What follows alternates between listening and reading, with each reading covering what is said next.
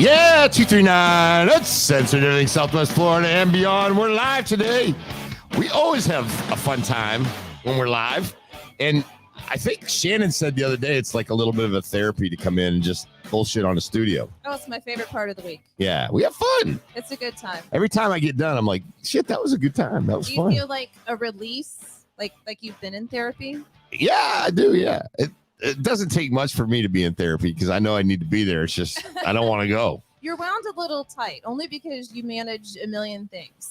No, well, yeah, I guess I got a lot going on, but I'm trying to like understand that I need to just like relax chill a little bit. Yeah, have fun. Yeah. So I'm learning. Like you don't put that stress off on other people, and that's nice because a lot of people, they can't handle their stress, but you do. I can tell you stress out yourself with your schedule. Well, I think the big thing is like if I'm in a shitty mood, why should I make everybody else be in a shitty mood? I kind of learned that early on, you know, and know when to stay home. Yeah, well, I've always had to go to work, but just stay in my lane. I guess am I allowed to say it? Right. Stay in my lane when I'm having a bad day. Why should everybody else have a bad day? Have you ever worked for somebody? They're like, oh fuck, what are they got? They have a bad. Are they having a bad day? You have to ask everybody around to find out. Oh, that's terrible. Most of my relationships have been that way as well.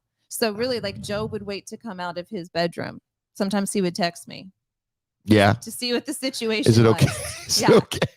Now, I know for the most part, I mean, I'm just like anybody else. I have like days that I'm probably not that fun to be around. Mm-hmm. And, you know, I'm sure that can be checked into, right? But for the most part, I think I stay pretty level. Okay. You're very positive. You always bring it here anyway. So thank you for stuffing your problems way deep down. Yeah, maybe I guess you say that, but honestly, we talked about in my last podcast, in 239 podcast, that being retired brings a little bit of a different thought to it because I'm kind of used to being on a schedule every day, going to work at a certain time, getting home, and now it's like I don't really have to be anywhere. I mean, I'm doing my real estate. Like this morning, I got up at 3:00 this morning, and I was doing real estate. Yeah. Because I just couldn't sleep. And you've been traveling too. Yeah, I've been traveling. Podcast with Diana. Where's the Diana cam? Yeah, Diane. Oh, wait. There you go. Where is it? You are. Right here. So the last podcast that you did, Diana was interviewing you, and I was so proud. When you finally shut up and let her talk, it was really good. She did a good job. Now you know how I feel all the time with you around. Me? Yeah. My job is to talk. I say interesting things. And the funny thing about it is this morning you come in and you tell us your story and I just tried to like, hey, we got to go on in 10 minutes. Yeah. Okay, Tim, is it your turn now? Well, I wanted to focus. Holy smoke. I wanted to focus on me. Just because I'm at work doesn't mean I need to be doing work. It could still be about me. Yeah. No, but with Diana, it was really cool to have Diana on. She did a good job. And so I know that people see her behind the scenes and she does the social media and all of the editing stuff, but she's also really becoming a star on her own. Yeah. Diana, did you have a fun time doing the podcast? Because I know you always produce it, but it's a couple steps, right? Yeah, the first one, I was nervous, not gonna lie, but I'm getting there. Just a few more steps. You got it. Yeah.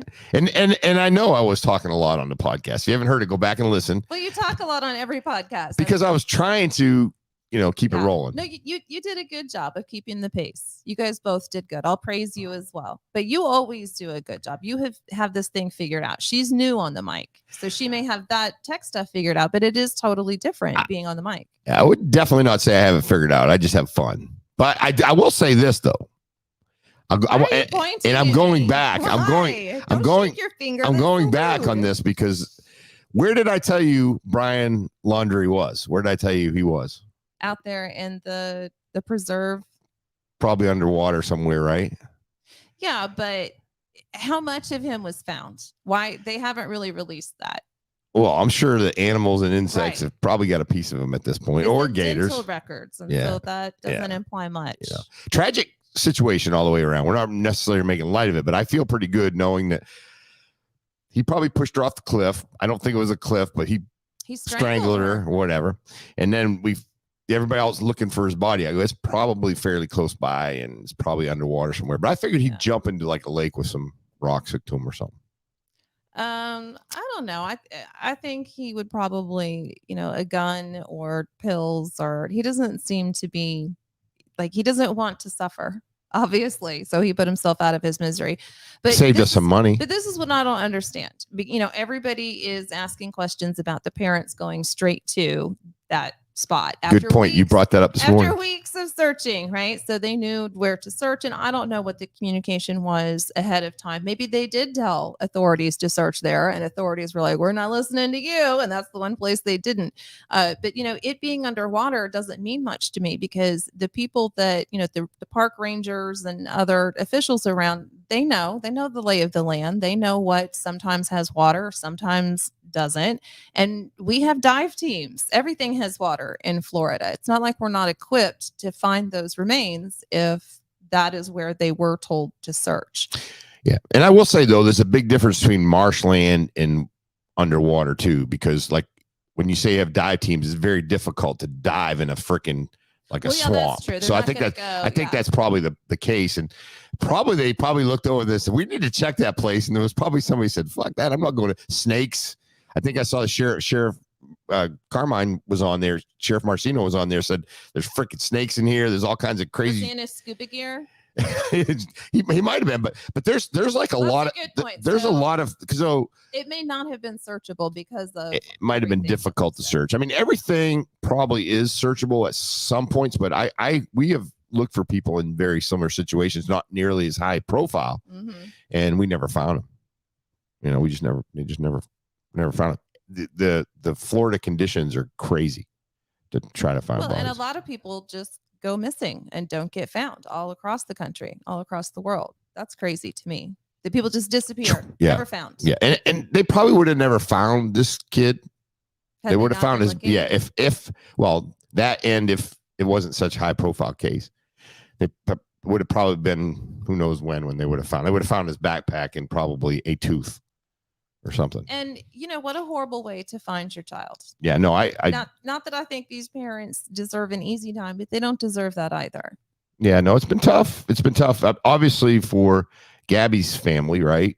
I would be livid, and they're probably still thinking like they probably knew something more than they did, because I think they opened up the park yesterday or the day before, and then they found him. So I'm like, and his things, and his stuff. So there's maybe a little bit more to it than what we know. Well, and how long are those people going to live in that house? Because they have protesters outside every day. Every day. Where they need to go to Alaska or something. There must be some town somewhere, some witness protection type of town that people go to, where, no one else is going to be. No one cares who you are. Yeah. And the thing about that, too, is every morning I get up and I hear the same stuff. It's been like that for a couple months now. And it's like, all right, enough. All right, finished. Well, everybody's they searched good. 6 weeks.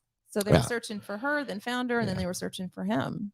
It's been an interesting. That's a lot of resource wasted if the parents did know something. Yeah, but we'll probably never know. You definitely get through that, but it's a tragic thing. And if you guys that are listening, have any comments about it, make sure to put it down there. And as we know, law enforcement does a lot of that. We do a lot of searching, and we go out and do a lot of things that take up a lot of resources. And sometimes they're found in a house up in New England somewhere. We're looking for them down here. It's just crazy. And in the meantime, somebody's being strangled and sodomized because all of the resources are out looking for this Yahoo. Yeah, where is it? What's going on? Well, I will tell you this crazy girl. There's a crazy girl. This I think it's crazy. They came over to her house. They, I guess, made contact with her. She's a breeder. And I guess it was some teenagers that went over there. And as they were there making contact with her, they took a couple puppies and bolted out the door. These are like micro bully puppies. $3,000 to $4,000 a piece. Yeah, they're expensive. But I want you to check out this video. This is like crazy. Watch this video. So they're all running. Their asses are cruising outside. And where are those puppies? Are they just jiggling those puppies? I don't know where they are. They must have left with them. But watch this girl come out. She comes out. I think he dropped the puppy. And check this out. She's like cranking around. Yeah. Because nothing says professional like just blindly firing into a neighborhood. I want to see that one more time, Diane. If you could just put it up one more time, we'll walk it through. But check this out. You think she's concerned where these rounds are going when she shoots them? No. They call that spray and pray, but I don't even think she's praying. No. No, she's just mad. It's crazy. It's crazy. And you shouldn't breed these dogs. And what I found really interesting when they were having the debate locally about a pet store selling these dogs is that they are thousands of dogs or thousands of dollars each. And the worst part is that they finance them. So you pay interest for a long time on these dogs. So somebody that doesn't have any credit, doesn't have any business getting a $7,000 dog goes in and gets financed just like a car. And that is how they make their money. They're not making their money off of collars and leashes. Yeah, because what they're financing. Yeah, because what they're doing is they're pulling on your strings while you're there because right. Just like car. Yeah, how many parents are gonna, okay, let's put the puppy down and let's go out. I mean, out of if 100 parents do it, you're gonna get 10 that won't. So they're putting their money on that. Let's get this puppy. Let's finance dollars finance. It's crazy. That is. Wonder what the interest rate is. We need to make a phone call. High, yeah. What's your interest rate? Let's do an undercover show. Let's do an undercover show. Puppygate. We could do that. Puppygate. Where? How much is the finance? What do you think? I think it's probably at least 20%. Yeah, I was going to say probably 23 to 27%. Yeah, it's probably pretty high. So yeah, and the thing about it is we know why are you financing a dog? The pup. Well, yeah, you know why? To the vet. It's like the car dealers, right? You look great in this thing today. Yeah. The next day you're like, shit, that was a stupid move. I drive an old Jeep. I've had the fancy cars, all the expensive ones. I did go through that phase, but it didn't make me any more important or attractive. And now I really enjoy my Jeep. Let's talk about that. First off, if you got put down on the bottom in the comments of what type of vehicles you have driven in Naples. Does anybody give a shit if you drive a Mercedes in Naples, Florida? That is bottom of the barrel. Yeah, yeah. So hey, I mean, come on now. I do drive. No one gives a shit though. But it is kind of an equalizer that we can't keep up with all of the Bentleys and Lamborghinis and everything here. And so we don't even try. Right. You're able to drive a Jeep. If I still lived back in Kansas City, I would drive a Mercedes to impress people. But here it doesn't impress anyone. No, that's so I just have a good time. Yeah, it's like a Ford Fiesta running around. I drove a Cadillac when I first moved to Naples. Quickly changed. Quickly got a Mercedes. Quickly. When I realized I was trash in the neighborhood. The only thing about in Naples is like if you only have one Lamborghini. Right. You're not really. Come on. You're not like a Lamborghini guy. If you're running errands in that car, we know you can't afford it. That's right. Hook the ladder on the top. It's not meant to be driven, sir. Yeah. We all know that. If you're not going up and down Fifth for like 12 minutes a month driving that car, you're not doing it right. If you put miles on it at all. Yeah. You should actually tow it to the location and then just like get in it and get out so that people can see that. You could have that visual, but without the mileage. That's a new service we can start in town. Yeah, exactly. We'll take your car where you want it. Doing that? Just show up. Just drive it in the parking lot. Yeah, because there's no doubt if you have 1,000 miles on your Lamborghini, I mean, you're not really. Well, you don't really have the money to own it. And I dated a gentleman that like right before I left, I was taking the dog out and I look over in the garage and there's a Ferrari. And I was like, well, that's fitting. And of course it was like 9-10 years old. And I just thought, do you never learn? Like you're not going to be able to be a big deal in this town. So give it up. And people that know Ferraris know like that you don't get a 10-year-old Ferrari to be a big deal. Yeah. Yeah. It's counterproductive.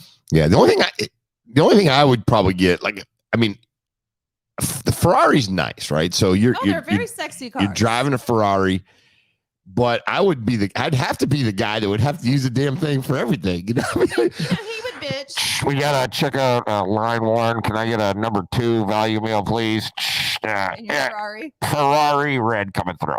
That'd be me. Well, he would get upset if Iced I tea. Like park, 2 miles from the front door of Publix because somebody might do the that door of an old car. And I said, can you afford these vehicles or not? Because I'm not gonna. Did you really say that shit? Yes, I did.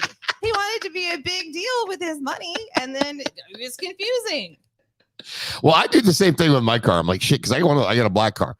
So when you put it up there and you park next to some numbnut that freaking comes out and pushes a cart up against it or bangs her door. Yeah. I mean, I wouldn't park next to the cart corral, or you try to avoid what you can. but I'm not gonna walk in, and I have health issues where I actually have a handicap parking permit. And I was like, what? I'm supposed to park far away so that nobody, like, we live in a town with old, confused people. They're just gonna ding your car. It's part of it, part of the experience. Well, I've seen your Jeep, so. Well, my Jeep, it blends in. It is like Scar from the Lion Your King. Jeep doesn't blend in. It's pretty. Well, it's kind of cool. Dings would blend in because of the tiger stripes. Well, what I do with my other Jeep, it's got big tires on it, right? So I park that thing anywhere. So big if tire, they open, penis. yeah, exactly. If they open the door, if you open the door, it hits the tire. We don't have to worry about it. That's what I need. But can you drive with those? What are those things? The little buoys from like a pontoon boat? Yeah, why not? Just put those around the Jeep while I drive around. Like when I pull out to park, just you don't have to worry about it. You just run the car over. But then that could get costly after a while.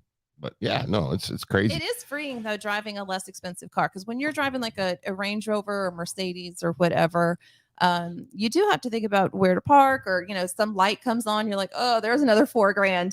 But with the Jeep, don't give a shit. It doesn't even need doors. Yeah, no, yeah, I do on my Jeep though. The other day, either some water's coming on the passenger side from somewhere. I obviously maybe the roof. I got to find out what the hell's thing. Yeah. So do you have the top on it? That would be the first thing to Well, check. No shit, Dick Tracy. But man, I don't know if the window is down, but the reality is though, it's not going to hurt it. It's just water in the thing. Of course it rusts after a while, but you can hose it out. Yeah. You can do whatever you want in the damn Jeep, but no, it's crazy. So yeah. So speaking of cars, Speaking of cars, go. Speaking of cars, well, so Diana finds these really good stories to bring to the team. And this one, I just wonder when people are going to learn. If you have a BB gun, or you have a Nerf gun, or you have anything that looks like a real gun, do not take it out in public. Do not point it at people. This poor kid he's out driving around, 17 years old, and he has an air rifle. Do we have there we go. And, police don't know the difference, and they shot and killed him. Yeah, in Florida, right? In Florida. Yeah, this is like every day. But yeah, no, military style rifle is what the caller said when multiple 911 calls. So, here they encounter this person with all the craziness in the world, and he's just pointing this military style rifle at passing vehicles. Don't do that. I have a Glock. We were talking about how these fake guns just look so real. They make them to look real. And I have a Glock BB gun that I use for the cane toads. And it has a laser on it, and it looks just like my real Glock. It's bigger, but it's a Glock. But okay, so you go out at night and you shoot these cane toads. Usually early morning. But you got to let your neighbors know. I was going to say, holy shit. When I first got it, I did let my neighbors know that, this was going to be a thing, and please don't freak out. I can see a tragedy here. Let's stop doing that. No, my neighbors, they're dog people, and so they love me shooting those things. Yeah, but I know they have a little stick that they put them in a bag, and then I'm not doing all that. They seal the bag and touching them. I'm not. Well, you don't have to touch them. Putting them in my freezer. Don't be walking around with a Glock BB gun. You're gonna get someone's gonna call in on you. They can call. And we're gonna be doing an Alec Baldwin story on you. Oh my gosh, I saw that. It's crazy. Killed the cinematographer and shot the director as well, because he said that they gave him a hot gun. With live rounds instead of. Why would that even be on set? Why would you have that? Yeah. Well, tragedies do happen, but that's what happened to Bruce Lee's son, Brandon Lee. He died with a live round. And the thing is, though, why would you even pull a trigger and point it? You'd think it'd be another actor or somebody, right? I don't know how the movie went, but why would you pull the trigger? Do actors have gun safety lessons? Do they know that you're not supposed to put your finger on the trigger walking around? Whenever I see I want to see what happened in this thing. These dumbasses that are trying to look tough, and they have their finger on the trigger, like holding the gun. I can tell you've had no education whatsoever. That's the first thing they teach you. Yeah. Killing innocent people. He posted a tweet. So Brian pops up and says, he posted a tweet a few years ago about the Florida teen. No, the Baldwin, Alan Baldwin. Oh, Alec Baldwin. Yeah, he posted. I'm just seeing it thing there. If you can look up there, he posted a against killing cops and innocent people. Right. So he's either talking about that or this, but in this case, Well, I think we're all against cops killing innocent people, but I think we're also for not being a dumbass and putting cops in the position of having to decide if their life or someone else's life is being threatened, like with the gun. Well, and people do they think we can actually like determine whether or not it's real or it's fake. And you know what they do? There's time to do that. Yeah, there's no time. Right. And I've actually made an arrest with a kid at Golden Gate Community Center who had a water gun, and he actually took the end of it was an orange water gun. He spray painted it and put it in his pocket. And I took him down on the ground. Like I was like, "What are you doing?" And he wanted to be running around the community center like tough guy. I'm like, that's crazy because you're gonna get killed. And then if you throw in night, different lights, all kinds of stuff, there's no time. Right. Yeah. Yeah. And, I am a crazy libertarian, and I'm not supposed to be so pro law enforcement, but people just need to stop being dumbasses. Yeah. Like, just don't put yourself in that situation if you can help it. That asked me, though, that's good. If a police asks you to do something, what do you do? And then you worry about the shit later, right? Yeah. I was raised by an attorney who said you want to get out of that situation as quickly and safely as possible. And so you don't have to, comply to a search or things like that, but you do comply with their physical orders for the most part. And it's yes, sir, no, sir. And you call your lawyer later. Let them sort it out. Yeah. Do what all we're asking is do what you are asked to do. And it's probably going to go okay for you. It's not going to be comfortable. It's not going to be fun. You might feel like your rights are violated. Mm-hmm. Let's handle that afterwards. Right. Okay. Let's handle that afterwards. And you're going to have a lot more credibility if you do keep your calm during that whole thing. And then when you do handle it afterwards, you're going to have the power in the situation instead of being an asshole and yelling at the cop that pulls you over. And then you're going to take that to a judge about how you were mistreated. Because I think everybody has had to do things that maybe not in the law enforcement realm, but have to do things that were just totally stupid. And you just like suck it up. I got to do it. And then you deal with it. Yeah, exactly. So, sometimes it's being an adult.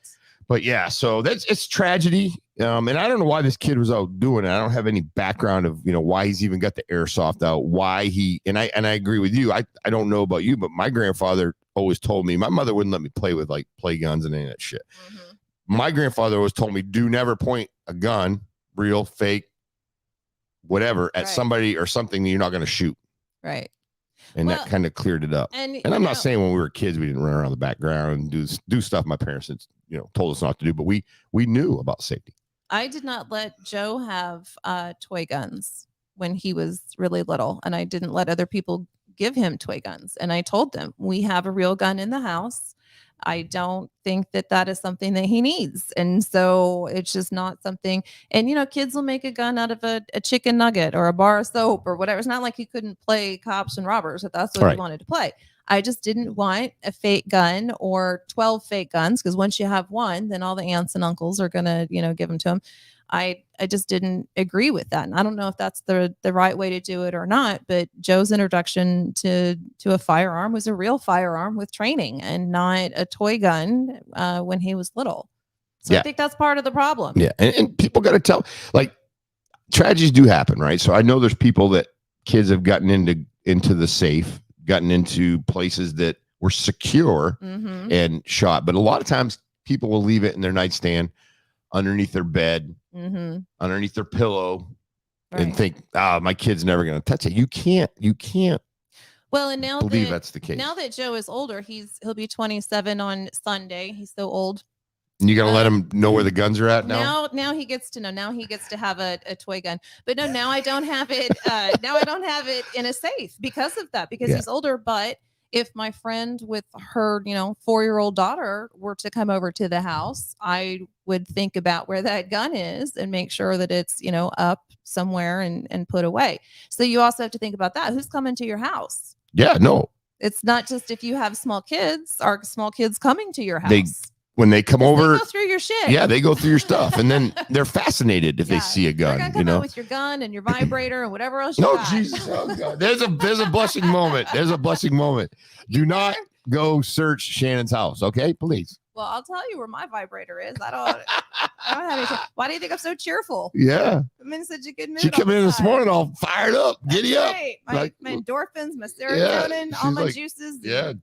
Chemicals are going. Oh my goodness. Well, I got her set of business cards today, so that might have been the reason. Yeah, you're all business. I You're am. I'm all juiced up over my cards, and I have a very nice polo shirt, which I don't know if my boobs will fit into, but we're gonna try. Yeah, we gotta work one at a time. Gotta work them in. Gotta work them in. Part of the contract. One at a time, like pants. Part of the contract. Part of the contract.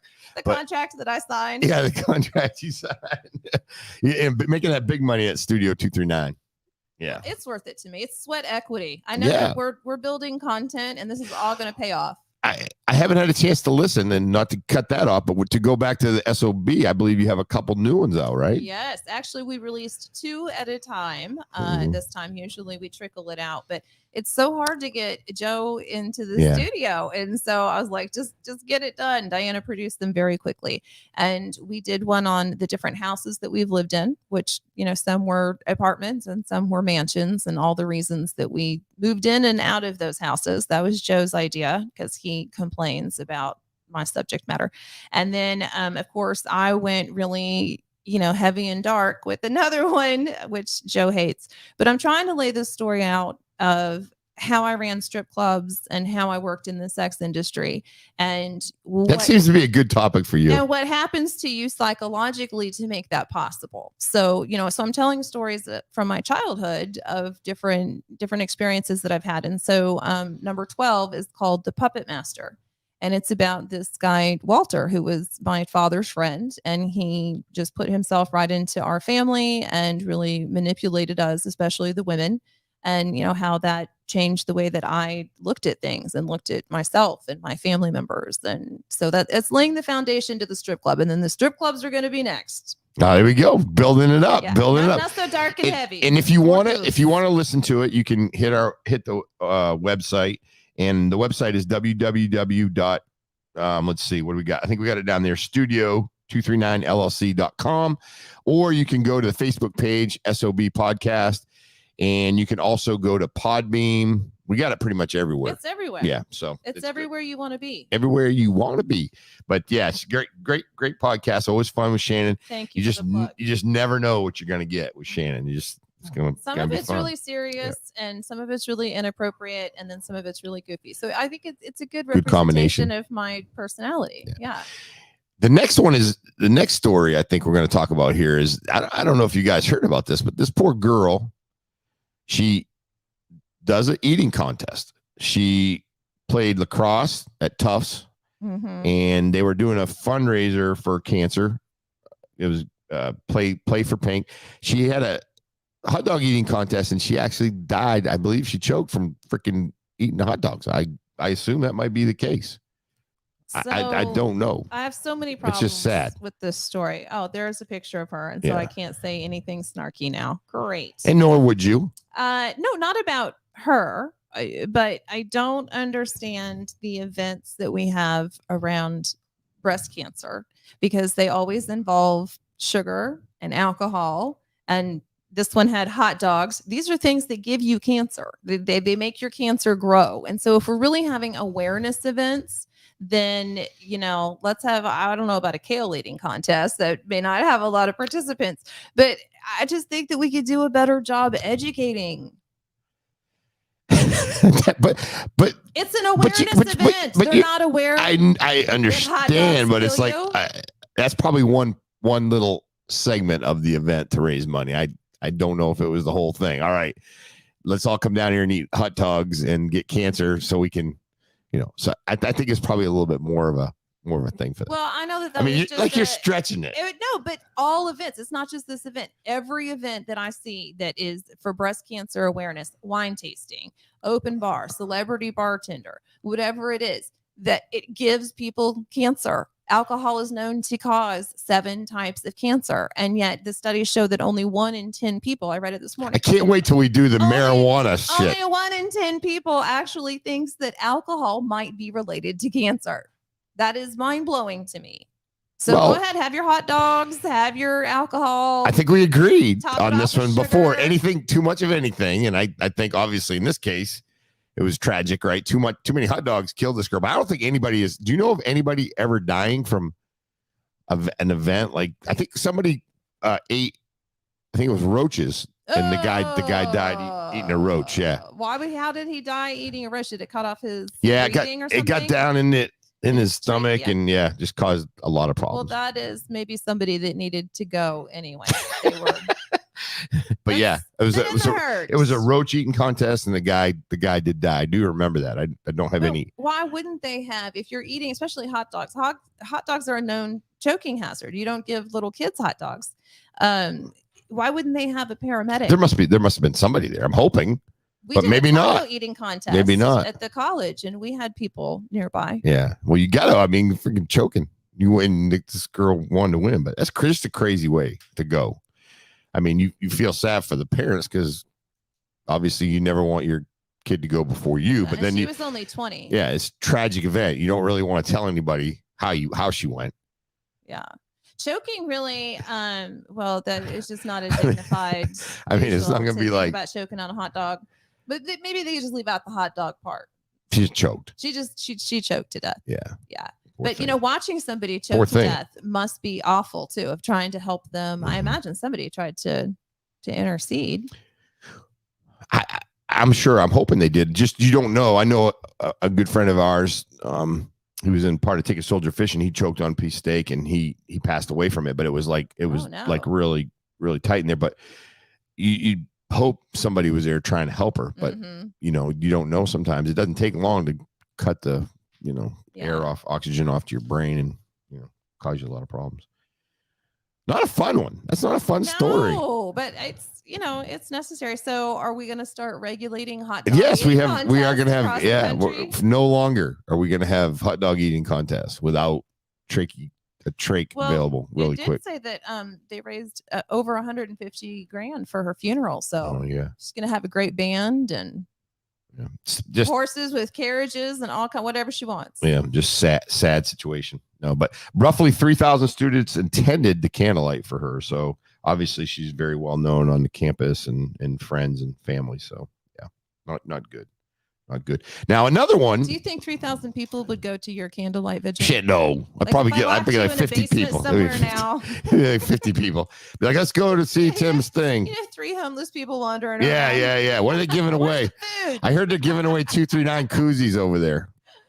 Yeah, we had a good event the other night. We would give them your shirt. Yeah, give them the shirt. You give it shirt off my back. We had a great event. 239 Florida Pro Realty. I mean, what do you mean? You didn't get your ass out of your car? There's no way. No, I came in. I did at 8:00. It was 8:00. So I come to Boston Beer Garden, asked the people that work there if there was a confused blonde in a blue jumpsuit. I looked very cute. Would it took like 3 seconds to say, hey, where's the get together? But I was not comfortable. And so I walk in and everybody's looking at me and there was nobody inside. And then I look out at the bar and I didn't see the group out there either. And I was like, all right, maybe it's over or maybe they went somewhere else. I don't know. And so I just took that opportunity to go home. And then you were like, no, there were like 75 people. It was a nice event. We had wings, we had beer. Where is the garden? Public, just so the outdoor bar, you just go straight through. It's right there. So I don't really think you looked hard. I didn't look hard, but I did drive all the way there from my house at 8:00. Just like on a Friday. Yeah. No, I understand. Well, we appreciate you driving by. I'm going to do a drive-by and see if there's a party. But no, we had about 75 people. A horrible guest. 239 Uncensored get together. It was for public hero appreciation, hero public safety. We bought wings and beer. Yeah, it was great. Responders and frontline workers. Yeah, it was awesome. So nice. Yeah, it was great. No, I really enjoyed it. I had great turnout. Were people asking about me? Actually, a couple people. No. Yeah, a couple people. No, they weren't. No, they did. They said, we know you do all that podcast with Shannon. Mm-hmm. You guys are kind of funny. And I'm like, okay, it's good. They said I was funny though. You're more the straight man. My jokes are way better. Yeah. Well, you're Miss Comedian. My opinion. I know you're not going to be at over across the street at the comedy show tonight, making a huge living, but you might be there. I think Brian would let me up on stage if I wanted. I would just have to ask nicely. I have a whole routine about dating older men, but I'm just waiting for the last one to die off here. Let's hear it. Well, there was this one time that I was dating this gentleman, and he's not really a gentleman, and he had a lot of money, and he was a little paranoid, and so I tried to sit on his face And Shannon. you asked to hear the story. Shannon. And he thought that I was trying to suffocate him. And like truly. And so he started fighting me off because he thought I was trying to kill him. Poor guy. He was not a poor guy. Poor And guy. I kept telling him that he liked it, but he was not going for it. And then there was this other. And yeah, and you're talking about hot dogs. It wasn't public. I wasn't like publicly doing it out at the university to raise money. That would be a good fundraiser, though. I mean, people would pay a lot more for that. And then there was the time that I dated that I've told you the story before. The older guy that he wanted to change his Facebook status to be in a relationship with me, but he didn't understand it. And so he took his whole desktop computer into Apple so that they could help him do it. And my friend was like, I just saw him in line. He was holding his whole like laptop and he was asking for them to change his relationship status on Facebook. And I know him well. So I'm like, yeah, okay. Yeah, good one. Always a thrill. Good one. Yeah, no, that's funny. Now, I will tell you this. There's this last story that we have. Is there really a good segue from face sitting into this? Well, no, let's get the fuck past that because Jesus Christ, I don't know what's going to come next. But no, there's a Marine could have handled it. He wouldn't have fought me off. Yeah, right. So this you don't mess with these military guys, man. They'll kick your ass, right? Yeah, Marine freaking. These guys come in, couple numbnuts come in with a gun, getting ready to rob the store, and watch what this Marine does. I've thought about this before. He's so calm. Yeah. He's like, I ain't putting up with this shit. Look at these guys. Right, Bam! Again, whacked him in the head, grabbed his gun. Let it. This is slow motion. Yeah. He grabs it. That's called the element of surprise for both people. That's from the and then that bad other guys. Guy was he was trying to run out the door because he saw his friend. He's like, he's gonna shoot my friend with his own gun. I better get my ass out of here. Yeah, it's pretty interesting. Can we see it just one more time because it's actually it happens so quick. But this guy's like, I'm putting up with this shit. But look, so is he right-handed because he has to go after him with the left hand because he has his bag in his right? It looks like he's got a thing of milk or something, and he freaking whacks him in the head with that. Left, boom. Bam. Pretty risky though doing that, but I hope they gave him free milk. I hope so. I've had that run through my head before because I usually carry a firearm with me, like at the store. But how are you gonna be able to get to it quick enough and things like that? So those are all things you gotta think about. Well, I know when we go out to lunch, you and I both, we don't want to sit with our back to the door. Now, I let you have the dominant spot because you're a better shot than I am. And sometimes you have your gun and I don't. But I do always think about in a restaurant, okay, can I flip this table? Where am I going to, what am I going to have to be behind? I've always thought that way. I've always hung out with dangerous people where that was really a possibility that people were going to come in shooting. Just so you know, if this shit happens, I'm going to be that guy, that Marine grabbing your gun so I could shoot the bad guy. I'm going to steal your gun. So if I don't have mine. I was at an event one time with one of the sheriffs. And that's what I said. I was like, listen, I got a gun in my purse, but if shit goes down, I'm just handing it to you. That's good. Because, and they said, yes, please do.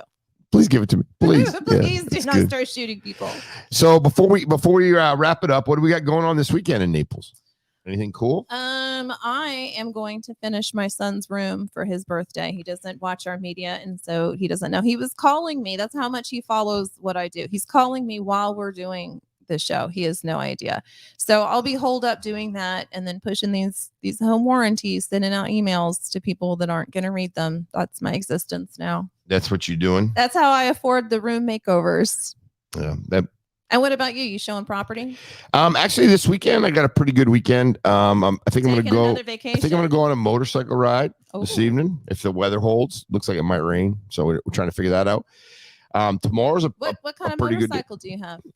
I've got a Harley. But what kind? Fat Boy. Oh, yeah, Fat Boy. That's better than what I was envisioning. Yeah, I mean, what would you think I had? Maybe a little Sportster. A Sportster. Yeah. No. Bike trails. Yeah. So I have the Fat Boy, but I will tell you that every morning I get up and watch the news, and one of these motorcycles is getting whacked. Oh my gosh! Or people are turning, dangerous. you gotta be careful. And, and the thing is, it's so hot that it's really kind of uncomfortable to ride, at least in my opinion, until it gets busier with traffic here until closer to season. But I had a good friend of mine that was hit, and it was a hit and run, and they left him on the side of the interstate to die a few years ago. Yeah, no, that's crazy. And That's he'd crazy. only had the bike for maybe a week, like got it for Christmas. Yeah. So, but riding a motorcycle down here, I like it better in the evening. Number you wear one, a it's helmet? cooler. Usually. That's a no. That's a you want Usually. people to think that you do, but you Usually I don't. do. That was my interpretation. Well, I don't. If I'm you either wear it or you don't, right? So That's been my experience. Usually, guys either wear it or they don't. well, some people will strap it on the back and say, or maybe say, I'm going to use it if I'm going on a long ride, but you can get killed like going around a corner. And usually, and it's dangerous as shit. So I mean, I have literally my bike, the one I have now is 2013. I got it new. It's got 1,900 miles on it. So that if you figure it out, I drive it less than about 100 miles a year. So it's like your Lamborghini. Yeah, like my Lamborghini. Yeah, it's in the garage. You like drive your truck and then you pull the bike out of it and then just put it there on fifth. Yeah, rev it up a little bit. Exactly. Can't put miles on it, but damn, I look cool. Yeah, I look cool on the bike. The bike goes good. So Alex likes riding on it. Well, it's great, especially if you don't have to take responsibility for it. Yeah. I like being on the back of a bike. It's a little submissive at first, but then it's nice to not be in it's fun. It's a good thing. It is dangerous. And when I was younger, I was an idiot on a motorcycle. Wheelies, doing all kinds of crazy shit. Now you get older, you're like, fuck, I'm gonna die. I remember riding around on Ducatis. Yeah, that's like fast turns. Shit. Oh yeah, almost down on the ground. Yeah, but I don't do that anymore. Yeah. So we've started doing this new thing on the show, which I really like, where we have these random questions that we ask. And there's this one that popped up that I want to ask you. Do you think, because you've seen a lot of different people, so you're a good person to ask, do you think that some people are born evil? Wow, that's a good one. Do you think I think they've got a gene. Yeah. I think they've got a little gene in them. No rehabilitation. Doesn't matter how they're raised. If they're like adopted by another family, they're still going to grow up to kill or do whatever. I think they might have a little bit of like a bad boy gene in them or a bad girl gene in them. And then their lifestyle and how they lived as they were growing up will definitely curve it. You think that nurture can overrun the nature? Yeah, I think so. Because most TV shows don't do that. They're like, oh, adopted son. And he's the son of a killer. So now he's killing people. But that just makes better TV. What's your thought on that? My daughter is adopted. And so I've actually seen some of the mannerisms and personality traits and things like that she has that she was not around me to pick up, or things that my son will do that remind me of my father, physical mannerisms, even that he was not around my father to pick those things up. So I think some of it really is in our nature. I think nature plays a bigger part than we have wanted to really admit. That's a really good question on that. And I mean, look at our DNA changing too. Environmentally, we know that these toxins in the air or even just simple trauma can change your DNA. And then you're passing that on to your children. And so I think DNA and our nature is just way more important than, and I think it's more important even than maybe IQ. I think IQ can be borderline almost, and you can have other skills and be okay. Like as long as you're still a person of character, you follow a certain life or whatever. But some of those psychological things that are in there, I don't know. The one thing though that I've experienced is you have siblings, right? You have two kids are born same mom and dad, very close age and range, and you have one kid that now I will tell you that most of them go all in the same direction, because I used to call it job security in law enforcement, right? It'd be like Billy Badass. Do you got a brother or sister? Because it's going to be Billy Badass 1, Billy Badass 2, But they were all taught that they had to survive. Yeah, they had to survive, right? Yeah, to freaking sit down and eat food in the morning. They probably have to fight to keep it, right? So, but I have seen many opportunities, or I guess situations, where the one sibling is just totally different than the other, and goes and pick and choose. So I am very different than my siblings. They all still live back where they do. They have a a more modest life, and they're happy with that. And they do not want what I have. I don't want what they have, but it's always been that way. I mean, I was like that at 6. I would say to them, I don't belong here. This is not for me. Yeah, no, I guess. Which is what earned me the nickname Queenie, because I thought I was, too good for everything. But so I think that it goes to nature of, you can be in the same house, and one of those kids maybe is going to overcome everything and use those struggles to to their advantage. Yeah, because I've always been a fighter and just kind of rebellious. So when they were telling me that I wasn't going to do certain things, I was like, you don't know what you're talking about. You basically didn't have that personality. You bucked the system. Yeah, I think let's do this one. I think we need to do that on a podcast. That'd be a great one. Evil. Yeah, the evil. I think it would be good. You're getting personal text messages. I'm going to open them on your phone. Whatever, nothing there. It is really interesting though when they're doing these different psychological studies, and now we have scans, and so we can look at the brain in a way that we weren't able to even 10-15 years ago. Yeah, it's interesting. See like what lights up and how it all works. Ding, ding, ding. We don't understand the human body at all. I want to see a scan of Shannon's brain. That's what I want to see. It's going to light up green. Next podcast, a scan of Shannon's brain. We can get one, right? We can do that. We can get a scan of her brain. As long as you pay for it. I have great insurance now. I keep forgetting I have this legit Scan job. that brain. I want to see. We need a baseline anyway. I'm getting older. Yeah, that's you what go. We'll call it anyway. Yeah. A baseline what? Just a baseline. So stay tuned for that one. But yeah, nothing else really going on. But the live scan, I don't do a lot Shannon's brain. That's it. This is my highlight of my week. I don't go out during the weekend. I work a lot. Yeah, and I stay at home and paint things. Diana, what you got going on this weekend? Diana Cam. Executive producer. Well, I don't know. I don't know what I have planned this weekend yet. Are you going to go out? You're going to work on your house? Work on the house pretty much. She's got her new place and she's all excited about it. Yeah. So it's going to be, that's really cool being like free. She live in a great spot. It's good. So it's nice. It's an exciting time when you have your own space and you're figuring it out. That's awesome. Good for you. But anyway, what we ought to do, there's a couple things. We got to get the Pilates squared away, right? I think we're doing. She's waiting on us. Yeah. So we just have we're all over the board. We got to buy tights that all match. Yeah. Do you want to wear leggings?